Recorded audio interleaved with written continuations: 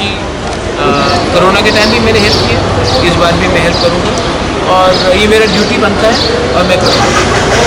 भगवान ने इतना क्षमता दिया है कि आप 50 क्या 100 स्टूडेंट को भी लाते हैं, 150 स्टूडेंट को भी लाते हैं, तो मैं क्यों नहीं करूँ।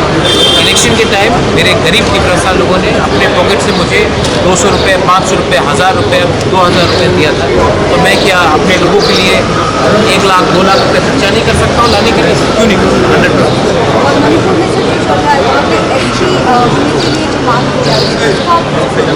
मैतेईस भी हमारे ब्रदर्स एंड सिस्टर्स हैं, कुकीज़ भी हमारे ब्रदर्स एंड सिस्टर्स हैं। मैं उनको बोलूँगा कि आप एक दूसरे से फाइट ना करके अपने मैतेई मिनिस्टर से पूछिए कि वो क्यों चुप बैठे हैं, अपने कुकी मिनिस्टर से पूछिए कि क्यों चुप बैठे हैं। आप एक आम आदमी को नहीं मारकर अपने एमएलए, अपने मिनिस्टर से पूछिए कि इस टाइम आप गवर्नमेंट में क्यों बैठे हैं और अपने लोगों के साथ क्यों नहीं खड़े। मैं उनको ये बोलूँगा कि एक दूसरे के चर्च को और मंदिर को ना जलाकर अपने मंत्री से, अपने इलेक्टेड लीडर से ये सवाल पूछे कि आपका क्या पोजीशन है। सीएम ने जो स्टैंड लिया है, आपको क्या लगता है? सीएम ने जो भी स्टांस लिया है वो सीएम आपको ज़्यादा अच्छा एक्सप्लेन करेगा। मुझे लगता है कि इस समय हमें शांति चाहिए, नॉन वायलेंस चाहिए और एक दूसरे से बात करना चाहिए।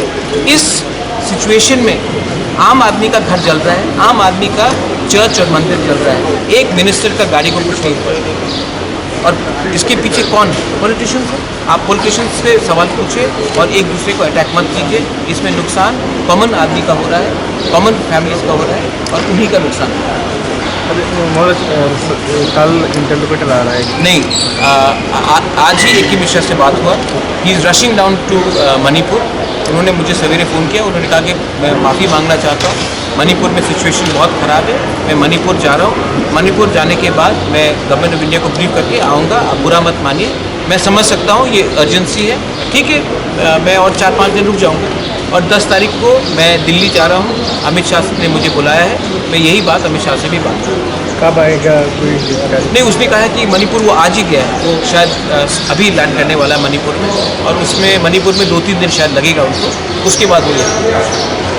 उन्होंने खुद कहा, फ़ोन करके खुद कहा है, उन्होंने माफ़ी प्रकट किया। मैंने कहा दरकार नहीं, मैं समझ सकता हूँ मणिपुर में सिचुएशन ख़राब है, ये अर्जेंट है सिचुएशन और मैं अमित शाह से एनीवे 10 तारीख को मिल रहा हूँ और उसके बाद इंटरलोकेटर सिर्फ मुझसे भी नहीं मिलेगा, सीएम से भी मिलेगा, IPFT के लीडर से भी मिलेगा, समाजपति से भी मिलेगा और हमसे भी मिलेगा।